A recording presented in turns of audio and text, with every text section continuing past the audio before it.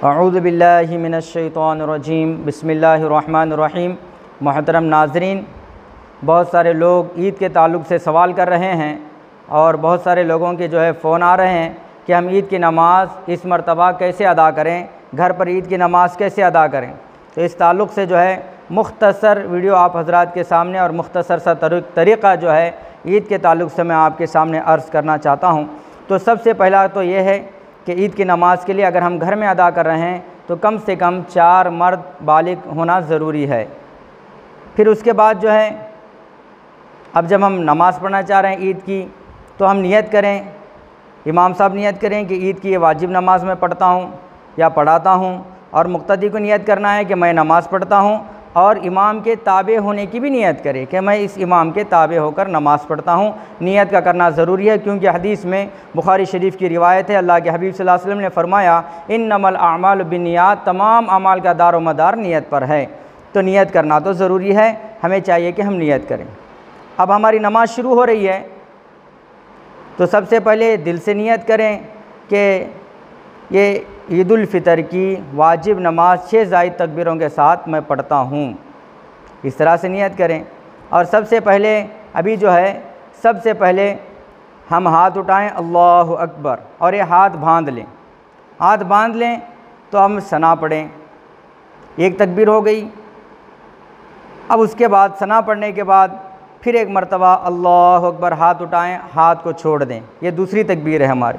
फिर तीसरी मरतबा हाथ उठाएं अल्लाहु अकबर, हाथ को छोड़ दें, ये हमारी तीसरी तकबीर है। चौथी मरतबा अल्लाहु अकबर, हाथ उठाएं और हाथ को बांध लें। अब ये हाथ बांधने के बाद ताउज़ तस्मीया पढ़ें, फिर सूरह फातिहा पढ़ें, ज़म सूरा करें, पूरी रकात मुकम्मल कर लें। एक रकात मुकम्मल हो गई, फिर खड़े हो गए दूसरी रकात के लिए।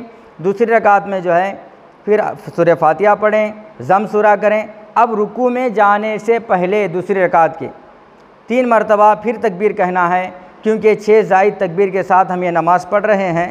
तो फिर 3 मरतबा तकबीर कहना, अल्लाहु अकबर, हाथ उठाएं छोड़ दें।